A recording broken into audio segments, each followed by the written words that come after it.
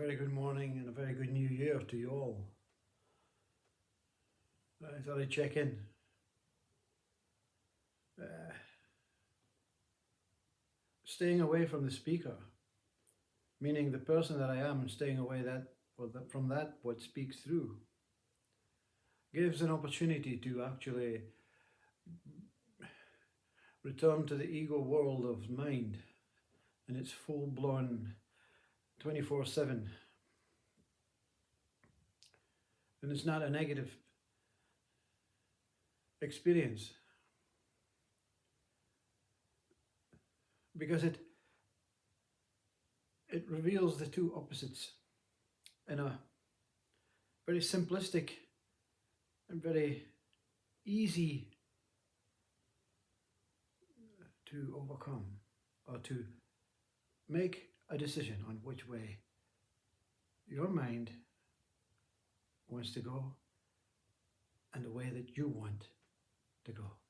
Is it the same way as the mind? Or is it to allow the mind to just frizzle, fluctuate, experience, taste, compare, prefer, judge, analyze, value, all these things? Let me explain. When you walk back into the ego state, because there is a choice, because the ego will not let you go. It will not let you go. It has been put here on a task, on a mission, to keep you in the truth that you are, to remind you of the truth that you are, to remind you of your originality, to remind you of the core place that you witness this existence from, including your body.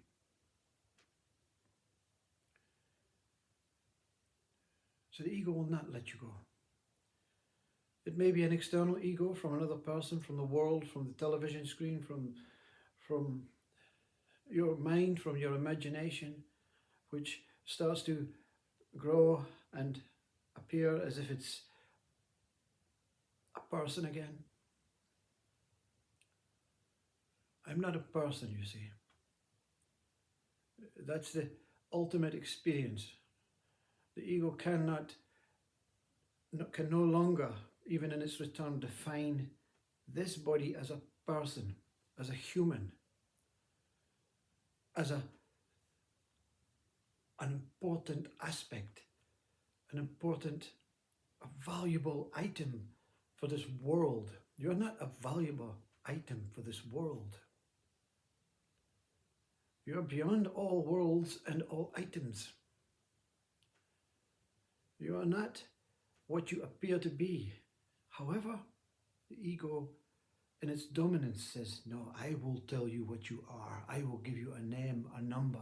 I will give you an individual personage. I will give you a book to follow, a Bible, a command. I will give you the past to honor. I will give you the future to hope for. That's no longer an issue when you experience your truth. But what is the purpose of this? The purpose of being out in the open, being back in the world, being encased and engulfed with so much stuff? You can look at it from the ego side, from the worldly side, and say, yes, okay.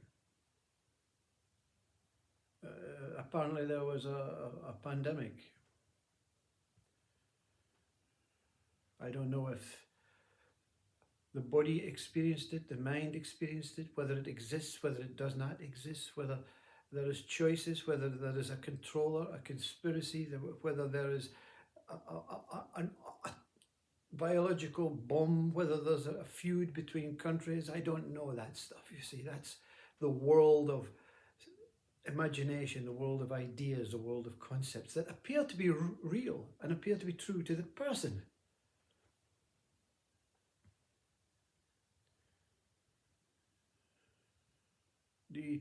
state of the United Kingdom is seen as desperate.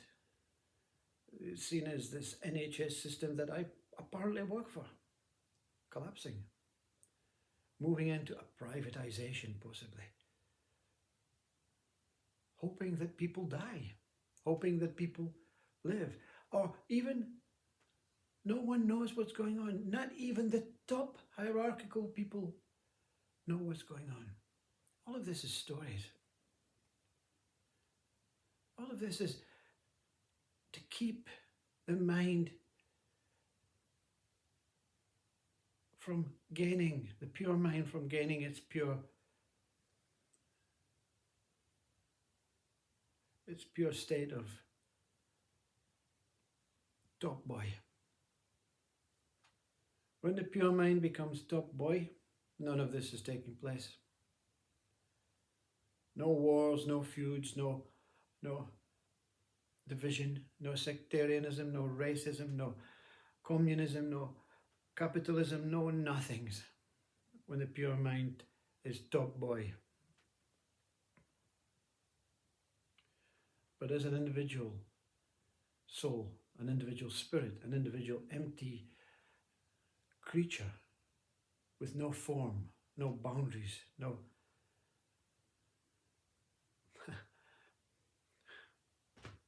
no ideas, no concepts, not being sucked into the world of ego. That one cannot be recaptured, you see. The worldly ego mind is out there somewhere. All of these things that this speaker has projected are taking place to the people, to the persons, to those that really, really think that they can solve something that is not even taking place. All of this is the collapse of the ego, but not the world ego. The world ego will not collapse. That's consciousness' job, that's God's job, that's Buddha's job, that's Vedanta, Krishna, Shiva's job. You let that take its course. Let them do that, what may be done. But it's the collapse of the individual ego,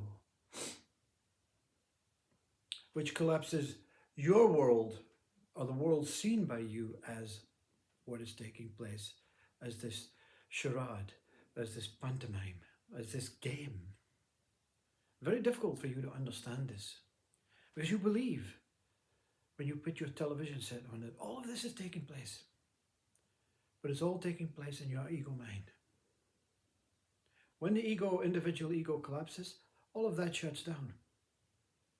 Apparently, it is seen or is reminded by those around you that it's still taking place. But you're just in a bubble of joy. You're in this contented, whole livingness. And you can get sucked in. Your ego can always suck you in and say, no, listen to them. Okay, yeah. Oh, wow. Oh dear. Oh. Step back. The ego of the world is collapsing, but it's not the world of all egos collapsing. It's your ego that is collapsing. And when your ego collapses, the world ego collapses as seen, as perceived, as believed, as thought of what it was before you seen through it. You see? I'm going to leave you for a while again with that comment, see through it. It being the name of God. See through it, not looking through a form, not looking through with the eyes, but seeing that it's fake. The God that ego has portrayed or tried to invent or tried to create is a fake. The true God that no religions speak about, maybe the Vedantas, maybe the Buddhists, maybe the Zen, maybe deep in the heart of the Sufi and the Catholic and the Hindu and the Muslim and the Christian, maybe deep down in the core where no one that celebrates this God, this ego God, knows about, but is touching base, or as in the dark night of the soul on the edge of the cliff, on the edge of the knife, ready to fall into the true God. The true God is within you. It's nowhere out there. It's nowhere out there. In fact, it's nowhere in here. It is that what holds all of this together. With fluctuating states of emotions, of senses, of minds, of an ego, of thoughts, of imaginations, of hopes and pasts and futures. All these things arise from you.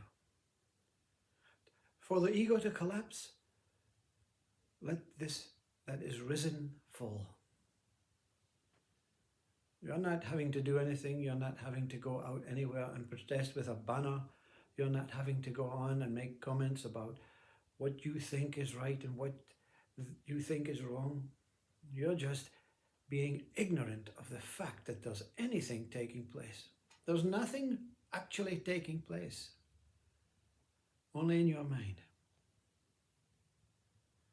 And then when your mind has been overcome, when that ego has been seen through, when God has been seen through, when religion has been seen through, science and atheism, and all things have been seen through, there'll be so many to remind you that you're delusional. Get real. This is taking place. All of this, ambulances not turning up at the door, and all this vaccines and viruses and heat and wars and Ukraine and it's taking place. They're begging for you to listen because they are losing you. They're losing you. But they're not losing you. You're losing the idea of what they're trying to portray on you. We're all leading each other into the collapse. We're all leading each other into this beautiful collapse, this profound freedom, this profound liberation. But who am I to tell you that there's nothing going on? And all that's going on is emotional, sensory reaction, so that God that is within you, that true God, gets a feeling for you being alive. I can't tell you anything. I can't tell you anything because I know nothing about the world that you want to know about on this social media sites, in books. We can predict the future, but we're predicting the future from the information that we have from the past and the present. We can believe in the past because it is informative information available on the internet, in books, and we believe that it happened. There's never been a war, and there's never been peace. There's only incredible love. And you're here to taste it. But you cannot taste it until you become it. You see, you cannot taste the true God until you become the true God. That doesn't mean you have to act like the Bible says you have to act, or any other religion says you have to act. You have to know. You have to know what it is. And then you have to be it, live it, and allow it to expand from your very being into that incredible love that you project every day, that is seen from the egoless character that I am. I cannot see anything but love from individual, from all, from one. But you don't want to hear that. You want the drama. You want the excitement. You want the fight. You want the challenge. And there's only one challenge. Challenge yourself. Challenge yourself. That's Can you challenge yourself? Not your mind, not your head. Chop that off. You see, that's what Mooji says. Sit in the boredom, in the solitude, in the silence, in the stillness, and discover a hole and fall in. And when you fall into the hole, you become the whole, the WHOLE. And you see that all of this is nonsense, a facade, a pantomime. And and when it comes to you, when that death of the body comes to you, you'll say, when everyone else is saying it's not, oh look, it's real now. No, it's not real. I'm going to see through this as well. I'm going to overcome this too. I'm infinite, limitless. I may be empty. I may be nothing.